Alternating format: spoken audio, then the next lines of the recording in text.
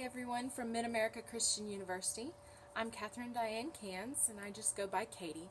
Today I am going to be explaining why a evergreen tree best represents me in this point in time in my life. I live in Alaska where evergreens are everywhere and they are important to us because when it is snowy white outside, the evergreen is still green. There's a little bit of green left on them, and that gives us hope that summer is going to come, color is going to return. And even during the frost, when the frost sets in on the leaves, on the little needles of the evergreen tree of Alaska, it shimmers and it sparkles and it actually looks like there's glitter on them. And it's wonderful. It's one of my favorite times of the year. During the summer, the evergreen is a little bit darker than most of the other trees. As you can see behind me, there's birch here and the evergreen is here.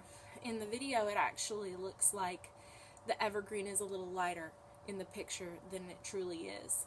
But you see how it is a bit darker than the other greens around it. And there's a lot of mosquitoes here too at the moment. Sorry about that.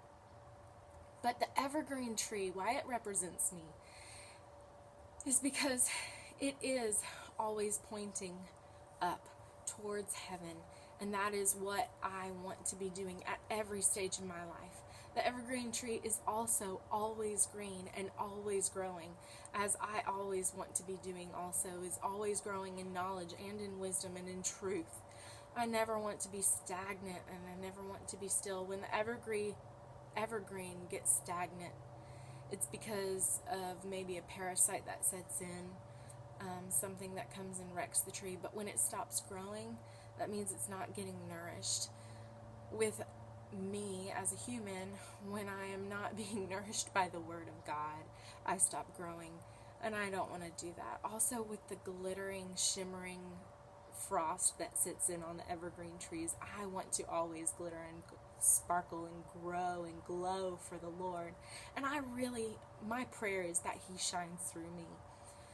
Also, when there are times in my life when I'm not doing what I should be, what I could be doing for the Lord, and those times are best represented in the evergreen during the summer when it is darker than the other trees. It's not as predominant.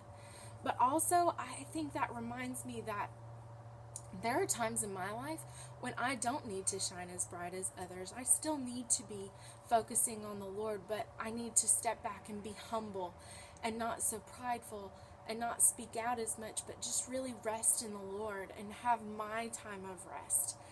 So, like the evergreen, there are different stages in my life. There are times when I'm a teacher, homeschooling mom, I'm a homeschooling wife.